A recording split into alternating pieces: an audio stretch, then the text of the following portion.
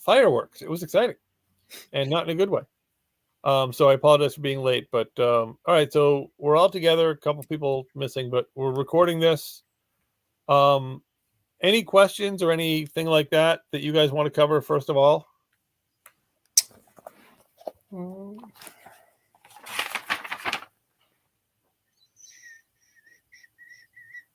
No. Okay. Overall or on Overall, expired? over specific deals, over anything.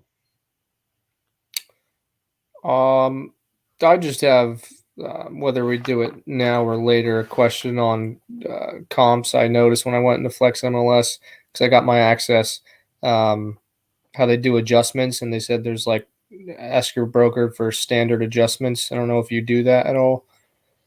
A lot of times I don't. So let me actually launch my Flex screen, and kind of show you how I and there's two ways to do comps, and so what and I'll cover this briefly. I plan on doing comps next time because what I want to do is I will answer the question. I'm just saying my thought, unless you guys think something else is more important, I wanted to focus today on expired listings and how to use expired listings to get leads, to get deals, so people can kind of start hit the ground running. Mm. But can everybody see my screen? My Flex MLS screen? Yep. All right. Because a lot of times when I'm in StreamYard, I can't see if it's not going out. I think it's going out and I end up on a different screen. So a real quick way to do, and I actually leave this is actually one of my properties. I'll leave this up there as a listing for this, is you pick a property, and it's not always the exact property. But to answer your question, I don't usually do standard adjustments. I usually just go by half-mile radius. Now, Okay. there are standard adjustments for if you only find 2 bedrooms, and then there's 3 bedrooms that you're trying to sell a 3-bedroom. You then have to do a little more research. But I don't like standard adjustments that cover any kind of large geography. Mm. An extra bedroom in Wilkes-Barre is going to mean a lot different than an extra bedroom in Abington Township. But so for me, a comp is very simple. I go to the map. I typically do a half mile. I don't, a lot of times I won't limit the date. I'll just look at things within the last half mile. Rural areas, obviously, you're going up in big. Really densely city areas, you're doing smaller radius. And I always do all boards, because the reality is around here, I'm a member of Scranton, and I'm listing properties in Wilkes-Barre. So I'm not going to, if it's not going to show up on the Wilkes-Barre board, it's going to scroll up in the Scranton board. And then you also look at the only thing I care about on comps is closed. So I add the field called status, and I only care about closed. The reason is, and just so you guys I'm sure you all know it, but I'll cover it anyway. Active, we're currently looking for offers. Contingent, it's still active, but there's a contract on it, and we're waiting for contingencies. So see it, but you may not get a chance to buy it. Coming soon, shockingly enough, that means it's coming soon. I don't really do a lot of coming soon listings, but you are allowed under certain circumstances, if you have a listing agreement signed, you can't put anything you're in a listing agreement for, but for whatever reason you're not going live, the renovations aren't done, whatever, coming soon. I just put it right to active. I just put something in notes. Pending, it's under contract. We're waiting for closing. Don't bother showing it. Contingent, and shockingly enough, same as contingent above. And then expired is it ran out of time. The listing agreement lasted till October 1st. It's October 2nd. It's expired. Withdrawn, the agent took it down, but still has kind of a little bit of control over the deal. It's not totally gone dead for them. And canceled, it got canceled by both parties. It's no longer in control of the agent. Control of the agent matters because you aren't supposed to go after something listed by another agent. Expired, you can go after because they're not listed at the time the clock ran out. The only thing I care about in comps is closed, because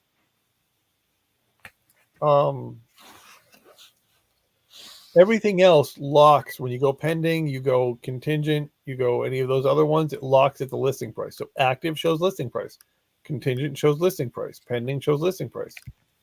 Everything shows listing price except for closed. So the only way we know what dollars actually moved across the table is closed.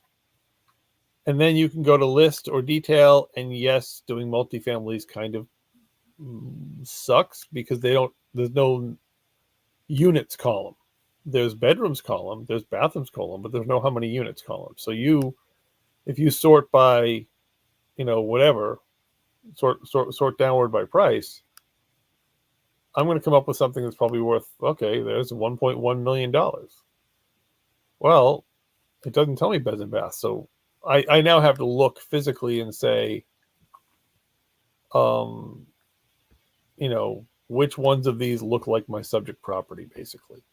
Mm-hmm. Which ones, and then I have to go into them and I have to say, okay, this one looked like my subject property. And now I go into the detail and I see if it is my subject property. So I don't have any standard adjustments. Mm-hmm. But what I will do is I'll say, okay, I'm looking at a pair of, if I go to residential, I'm looking at a 3-bedroom and there's no 3 bedrooms in sold. So I'm going to go to a 4 and I'm going to go to a 2 with similar square footage and similar all the other features. And then I can say, okay, well, if everything else is the same and a 4-bedroom is 120,000 and a 3-bedroom is 110,000, and I see that multiple times, okay, an adjustment for a bedroom is $10,000. If everything else is the same and a 2-acre parcel is this and all the 2-acre parcels are this and all the 1-acre parcels that, you can start to build in adjustments, but they're neighborhood centric adjustments. They're not really, you can't really do them blind. Mm-hmm. What a bedroom is worth in Dallas is different than what a bedroom was worth in, the deadly side of Scranton. So I don't like standards. I mean, there are a few if you get in a situation, but I don't. The problem with standard, and that's why it's tough when you're comping. And I know Lenny's done a lot of this. You're comping things far away. You're using a prop stream or another tool. Well, if you don't know the wrong side of the tracks, Right. you don't know that kind of stuff. Like we have 4 units out in Farrell. We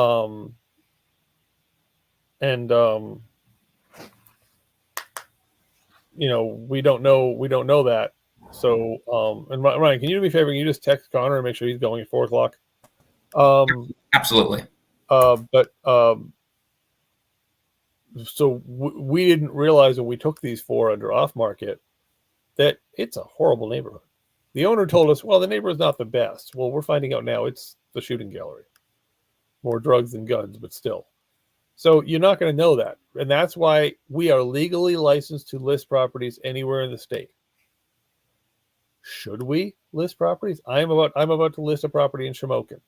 And I told the owner, no uncertain terms. I said, Joe, listen, I can legally list it. I can get it marketed for you. I can this, I can that, I can the other thing. But understand, I'm not the guy to go on site. I'm an hour and a half away.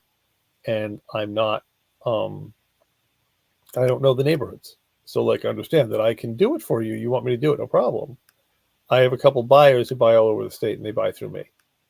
And great. I can be your back office. I can be keep your project on the rails, but I'm not the one to tell you this is the beautiful side of Pittsburgh. I don't know. Mm-hmm. So when you are working outside under your license, off market, you're still wholesale. You're still gray area because you're not required to be licensee. But when you're working under your license, you just got to be careful to tell your clients, hey, you know what? And maybe residential in Scranton, but you don't know squat about commercial, and your client wants to work with you. You just tell them, hey, listen, my broker knows commercial. I'm not personally your guy, but I'll get the resources I need. So we don't really have any standard adjustments. Any other? Was that it, or other questions? Yeah, or I was just doing one, and I saw it had came up, so I just wanted to ask and see if you did fill anything in there. But no, it totally makes sense. And also you'll see. So what I'll usually do is a lot of times I will for my my knowledgeable clients, I'll select the closed, and whether I select all of them or I select whatever bunch, because it yelled at me for having more than 300. And I'll literally just email them the half-mile circle, and I'll say, here you go. Here's your half-mile circle. Okay. Or you can do a CMA, and you can step through. This is a whole different training, a whole different level where you'll end up entering in adjustments for bedrooms and bathrooms.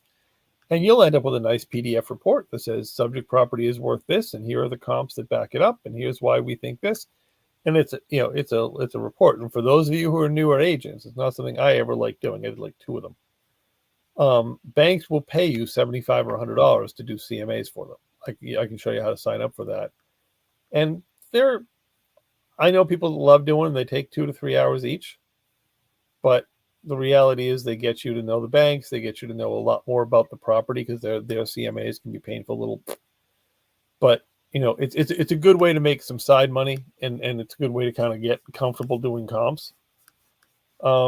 It's CMA, competitive market analysis. Any other questions? Nope. All right. Anybody? All right. So there's 2. I mean, right now is a strange time in the market. We're coming off a seller's market, and it's not crashing fast, but demand is crashing fast. Things that would have sold in 35 seconds last year are not selling, and they're sitting and they're dragging. Some things are still flying, but it's getting a little weird. So what we want to do, and I am personally, and this is not our brokerage, is you guys are independent contractors. You guys can do whatever kind of business you want. We are a unified brokerage in terms of categories of real estate. If it has dirt or it can be sold by a licensed agent, meaning mobile homes on rented land are also legit. If you start getting approached by cemeteries or timeshares, let's have some conversations because we can do them, but should we? I don't care if it's commercial, self-storage, mobile home park, residential home, multifamily, vacant land, don't care. And the law on wholesales are, okay, we should all do them together until January. After January, the law comes out in February, but after January, residential wholesales, units 1 through 5, we should talk about. And then when they click the law, because they're unclear when they're clicking it, those will go under the brokerage firm, and it won't be a standard listing agreement. I like listings. I'll take commercial buyers to properties, but I really don't like taking buyers. I like having the listing. I have the one unique of that. There may be 500 doubles in Wilkes-Barre, probably more, but I have the only one at 43 West Wyoming Street that has this bedroom, this bathroom, whatever. Listings for me are great. I sign a listing agreement, and I wait for buyers to show up. I might bring my own buyers. That's great when I do, but I wait for buyers to show up. So I like listings. The way you get listings, and there's lots of ways you get listings, no one way. You cold call, you dial, you direct mail, you work your network, and you find people who have some reason to believe, or you have some reason to believe rather, that they want or wanted to sell. First sale by owner, FSBO. That acronym is First Source of Business Opportunity. And I apologize, my daughter was sick today, so I'm doing this from the bed. I usually don't do that, but first source of business opportunity.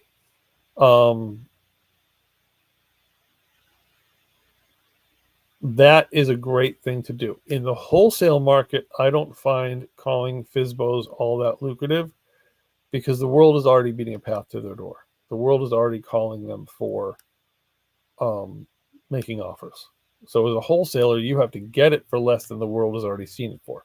If the world has seen their property for $90,000, as a wholesaler, you have to get it for less than that, and probably a lot less than that, because if they're offering it at 90, they probably heard the 80s and 70s. In order to be able to mark it back up again, when you put it back on the market under a wholesale agreement, you have to put it up for less than the world has already seen it. As a broker, as an agent, we don't care because we're not 2 reasons. One is we are a marketing company. We're a consignment shop, for lack of a better term. So we're not making somebody a promise that we're going to buy them. And second of all, we're okay. If they want $90,000 for their house, we'll list their house for $90,000.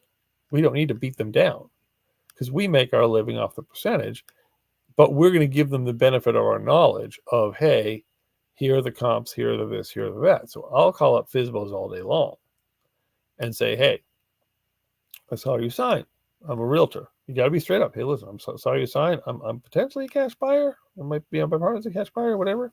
But for the most part, I'm calling to list your property. I'm calling to help you sell it. And they might give you a few different answers. They might give you, yeah, let's talk. They might give you some expletives, which is less than helpful. And they might give you, well, if you bring me somebody, I'll consider it. And the last one is really only helpful if you have buyers. Because while you can say, hey, I have a property on blah, blah, blah street and put it up on your Facebook, if you don't have a listing agreement with that person, hey, you've just told the world there's a house for sale on that street, and they have no reason to call you for it because they can just drive down that street and call the FSBO themselves. I only work with properties that I either have a buyer for or that I have a contract with. In fact, I have commercial guys tell me all the time, oh, if you bring me a buyer, you get it. And I tell them, listen, if I do, that's great, but honestly, it's a snowball's chance in hell because I only promote properties that I control. Now, if I had a buyer for them, okay, fine. Within the MLS universe, we're now looking at expired listings. And so you go over and Flex has 100 different ways of searching this. Quick search, pick your category, residential income, whatever. Let me shut my stupid beeper off here. Sorry, guys.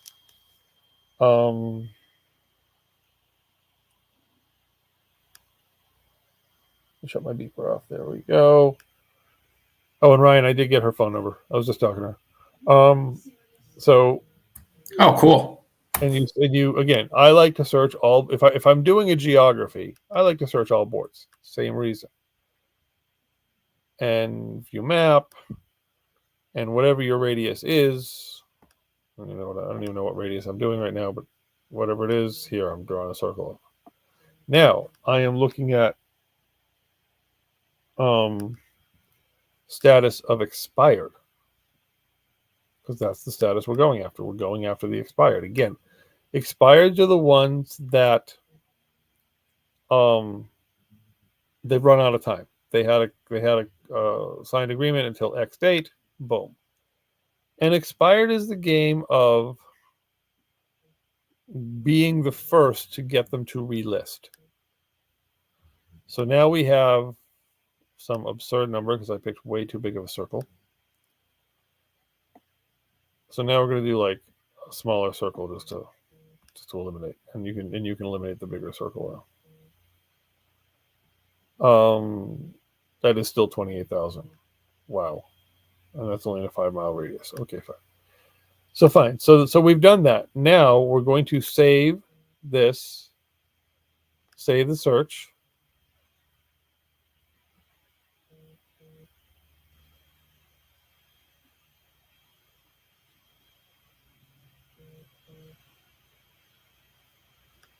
And I'm just going to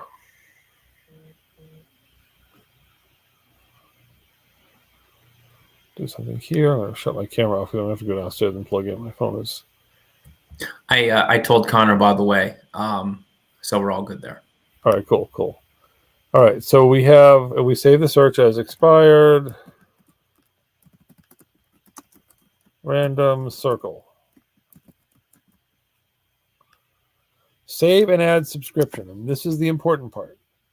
Now, there's a few other searches you can do.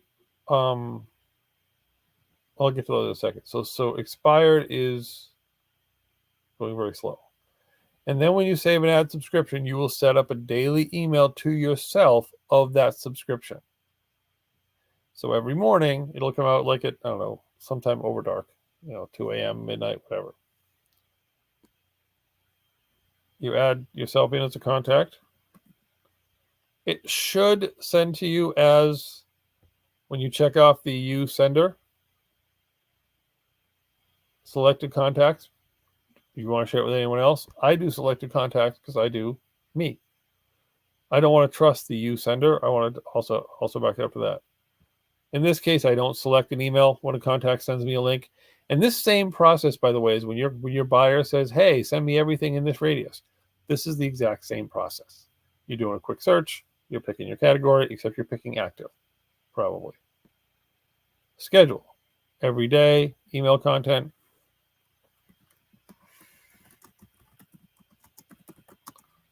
Expired random list.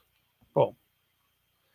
So then every morning you will get an email of the expired listings. Now, what it will be an email that comes in and opens outside of the system. As soon as you get, as soon as you see one expired and you think, hey, I want to call on that one. It comes in your email, you want to call on it. Great. You come over here, and I'm just going to pick on this one and say, okay, 3100 Northgate Road. So now I'm going to search 3100 Northgate Road, Lake Ariel. And I want to make sure that it's not reactive already. Because what will happen a lot of times is you'll get the list of expireds, and the expiring agent, the one who lost it, has already re-signed an agreement. It just had to wait for the computer to catch up with itself for it to go live again as active. Maybe he didn't extend, maybe he made a new listing. But if you go back in and you say, hey, it's listed again, you're done. We're not allowed to poach somebody else's active contract. But if it's not, you go and say owner. All right, this one's going to be hard because owner's name is Leon. Not a very complete name. If you had a more complete name, there is a couple, and the other way you can search it, if this is not a complete name, you can go to the county tax ID, tax book number. So if you go to the county website, there'll be a place you can search the tax book number, and I'll just search Lackawanna County real quick.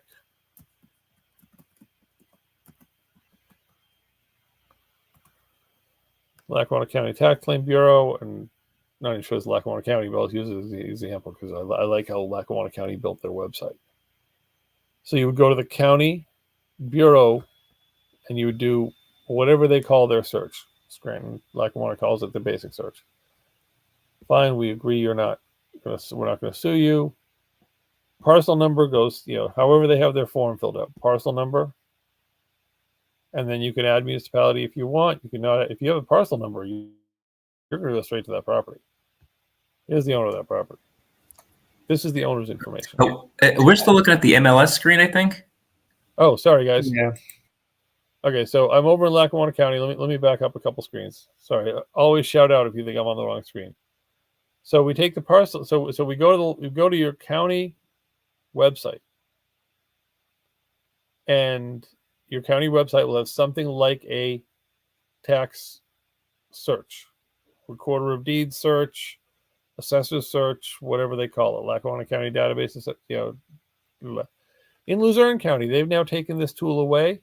You search Times Leader Assessment Database, Property Assessment Database. You Google search it, it'll show up. I will be creating, now that I'm thinking of, I will create a list of useful links.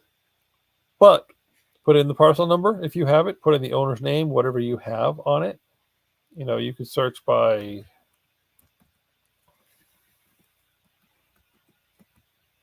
I'm just trying to remember if Gary Krupp is out of business or not. It's one of my clients. He moves his company names around a lot. So there's Gary Krupa. Or that's everything owned by that. So that's the other thing. If you search the person's name and a lot of deeds come up, you now know they have multiple properties and they might be a multi-hit person for you. You might be able to go after multiple things with them. But then you go to the owner tab, and here I have owner, mailing address. Now I happen to know this particular owner is deceased, so this will be less exciting than it was because I know she's dead. But this is actually one of the listings Ryan and I have. And then we come over here to forewarn. If you're a member of the Scranton board, which you all are or should be, because you got to be a member of the Scranton board to be on my brokerage firm. So, well, you can have other discussions, but basically, yes. So forewarn sends me a code 445-405. If you don't have a forewarn account, let me know. I can share this, but it's a pain in the butt because of this extra thing. So we go into Forewarn. You can search my phone number. I've never done that. Madison. And they have the dead woman down as what address? They have her down as Clark Summit. We're not on your forewarn page. Oh, all right. Sorry. We go to Forewarn. Also, at 2, I have to get off. I'm getting a quote for my windows. I have scheduled at 2, so. Yeah, I do too. And basically, I mean, this is, and I apologize for being delayed today, but this is just a quick rundown of how to skip trace. So what we've done is we've gotten a list of expired listings. We've picked one of them. We've looked at the owner or the PIN number. We've gone to the county website if we had lousy owner information on this one, so we went to PIN number. We went to the county website. If you had the owner's name, you probably still go to the county website to know where the owner lives. So you almost always go to the county website to find out their name and address. And then you go into Forewarn. And in Forewarn, you have a couple things. You find out their criminal infractions, so you know who you're meeting with. Brian McCardle, who's a broker and agent down in Hazleton, he forewarns everyone he's going to show a house to or everything. He wants to know who he's meeting with. I figure with less risk for me. But so here is Lucille Matheson, identified as possibly deceased. She in fact is deceased. But here are her phone numbers. Now, I don't spend a lot of worry about these because I've found last seen dates to be kind of useless. But I now have, we got the expired listing. Here it is. We found the owner. We went to the county website. We found the owner's mailing, where the tax bills are mailed to. That's what matters. That's probably where the owner lives. We've gone to Forewarn, and now we have a bunch of phone numbers. And we can literally pick it up. Hi, are you such and so who owns this property? No? Well, do you happen to know them? Okay, great. And you want to get to them. And the FSBO conversation, for sale by owner, is a conversation where it's, I noticed you're trying to sell your house, and when you guys get these calls, Lenny, I know you've done 100 of them, a little different, and I think so, whatever, Ryan obviously has to. When you guys get these calls, feel free to dial me and dial Ryan and, but me first probably as the broker. Any question you have, call me. Text me is always better too. But you get on the phone with the FSBO, they have not been listed. So the conversation is, hi, how's it going on the sale? You really liking that for sale by owner thing? Showing people your house and having to meet with them and not sure who you're going to work with. You're not trying to be scary. You're just trying to be friendly. And you're trying to get through a conversation of, hey, would you be willing to list the property? I'm doing this with 3 commercial properties today. I just passed 3 that had for sale signs in front of them. I said, Another good approach is a for rent sign, especially a single family for rent. Because the one thing you know about single family for rent, they're not making any money. They're empty. Because a single family, you're either full or you're empty. So that's a good one. The expired listing conversation, and I can share some scripts on this too if you need them. The expired listing conversation is, hi, I'm such and so, and this you do identify. Be careful to identify all the time, but especially when you're talking to expireds. And identify means, at some point early in the conversation, I'm a licensed agent. I would like to talk about being your agent. I'm not your agent right now, but I did want to let you know I'm with Guerrilla Real Estate. And I'll cover my credentials as well, our credentials, and all of us combined, and the people who aren't here today, build the credibility. But hey, saw that you were listed, saw that it went expired. Can you tell me what happened? Oh, just ran out of time because my agent was a complete jerk. Okay.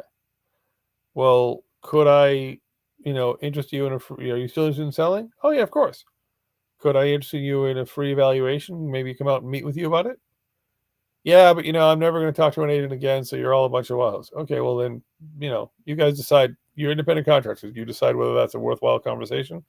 But you try to guide them to either, if they want a cash offer, we can do that. As a brokerage firm, we can make cash offers. I am an investor. Some of us are. We have plenty of buyers. If they want to go cash offer, we can have that conversation. They want to go listing, they're willing to have that listing conversation again. And at that point, it becomes, becomes credibility. Well, my partner, my broker's a investor, landlord, teacher, whatever. We have our own money, yada yada. We do a lot of commercial stuff, whatever. A lot of residential stuff. Why are you special? Because it's more about you than it is about me. But I'm just a backstop. And what do we do differently? We can do drone flights. We can do this. We can market it outside the area. We are a member of Bright MLS, which means anything we list gets shown basically from Allentown all the way down to Northern Virginia. So whether it helps or not, they're getting a lot of coverage. And you're trying to get, eventually, you're just trying to get that listing appointment. You're trying to get that, if they don't want a listing appointment, well, could I send you an evaluation? At which point you do a CMA for them, or you do a radius and say, boop, here's a list of everything in your, and whether you do a CMA or a radius depends how serious they are. A radius, meaning a little half-mile circle, you're saying, hey, is everything sold in a half mile? Here are the ones that I think I should draw your attention to that fit your property the best. Therefore, I think your value is this. If they get a little more serious, maybe they want a CMA and we can go further on a CMA. But you're trying to get on the phone. You're trying to get that appointment. You're trying to get out there and get that listing. Once you get that listing or that off-market sale, I just did an expired call yesterday, and I'm possibly going to turn it into actually that one up in Beach Lake, Ryan. So you're trying to get that appointment. You're trying to get that chance to talk to them. So whether it's a FSBO, whether it's expired listing, whatever. And the other thing, so any questions on that before I go to the last thing? Nope. All right. So the last thing is, keep forgetting the camera's on. The last thing is that you want to be, and okay, stepping into broker mode again, on your Facebook header, your Instagram header, whatever you're using, is supposed to be your, whoever you are, licensed agent, Guerrilla Real Estate, our phone number. Guerrilla Real Estate, our phone number, whatever. By the end of this week, you'll all have emails set up. I forgot to do those last week, so all the emails set up. And your cards are on their way in. I actually got a couple of them in, but I'm dealing with the printer. I didn't like how they came in, but we have them anyway. You want to be in every Facebook group promoting all the time. Lenny, you're always out looking at properties. Jose, so are you. You always want to be out there. Ryan, so are you. You always want to be out there. Whatever you're doing, you're posting about. I'm horrible about this. I need to get a lot better myself. Hi, I'm Steve. I'm here at this property. By the way, Guerrilla Real Estate, call me this number. Oh, hi, I'm Steve. You want to do market updates. You want to be visible. So when you're doing your expired listings, that's number one. You want to use this subscription to send you every morning. It's a list of hot leads. If you have a good buyers list, you want to create a subscription in the radius your buyers are buying, sending it to them, but also sending it to you. Now, any time you're dealing with sending it to them or anyone you're dealing with, the first thing you need is a consumer notice. I don't require, you guys, it's better practice too, but I don't require buyer agency agreements to set them up on my email list. I think that's absurd. I have never, even before this scandal, gotten in my car without a buyer agency agreement. I'm not getting in my car unless I've done two things. I know you can afford the property, you show me proof of funds, or and you sign something that says I'm the one you're working with on this property. Yes, implied agency, yes, procuring cause, but then you have to have a fight about it. If I show a buyer a house and he goes to a different brokerage firm, I then have to argue procuring cause, or I have to slap a signed buyer agency agreement down on the other buyer agent's desk and say, I'm sorry, this one's not yours. Here's my buyer agency agreement with this buyer. So you always want to do consumer notices as soon as you talk to somebody. Consumer notices when you start sending them stuff. One consumer notice for the person lasts forever. But I personally don't get in my car unless they've signed a buyer agency. Social media postings, making people aware of who you are, not just in the investor groups. You want to be posting in the what's wrong about Scranton, what's wonderful about Stroudsburg. You want to be in those townie groups, offering advice, being visible, becoming the one that they trust.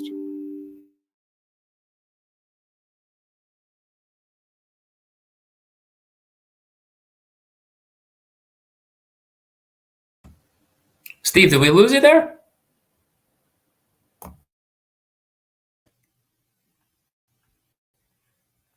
I think he had mentioned earlier that it might die, so that probably is what happened.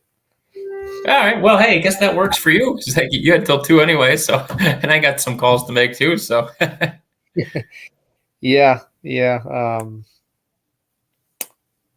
He can't pop back in here. Should we? I don't want to leave on him. yeah, we'll probably maybe give him a couple minutes, but Okay. I mean, I haven't been an agent that much. Well, I've been an agent for about a little over a year, but I haven't really done a whole lot. I do more off market. But are there any other questions you have, Lenny? Maybe I can answer for you. Or I mean, I've kind of been the same boat as you. I've mainly been off market now that I have to be licensed. You know, I have leads that I'm about to list here. I mean, not really. It's just getting used to the listing paperwork and when to present what. Steve's giving me a call here. Hey, Steve. My computer just died and won't turn back on, so I guess I'll do this. Having a good day. So any other questions? No, not for right now. I might give you a ring later because I got this guy coming here in a couple minutes for my windows. Okay. But yeah, no, that's it for now. Okay. All right. Sounds good. So sorry about that, man. I'll send out the recording. All right. And hopefully we can get some expired listings going. Sounds good. Thanks, man. Appreciate it. Thank you. Yep. Bye. hey, Lenny, for what it's worth, I mean, I mean, since I do a lot of off market, and since I've been doing a little. I mean, I have done a couple listings myself. There's actually Steve calling now. I can give you my number real quick, just so you have it. You know, if you need it for any reason. 570. Yep. 333 8050. And that's my business line for the off market. But still, you could just be like, hey, this is Lenny, and I'll know who you are. Alrighty. All right. So I'm going to take his call now, and I'll catch up with you then. Sounds good. It's good talking to you. All right. Thanks. Yep. Bye. All right, bye-bye.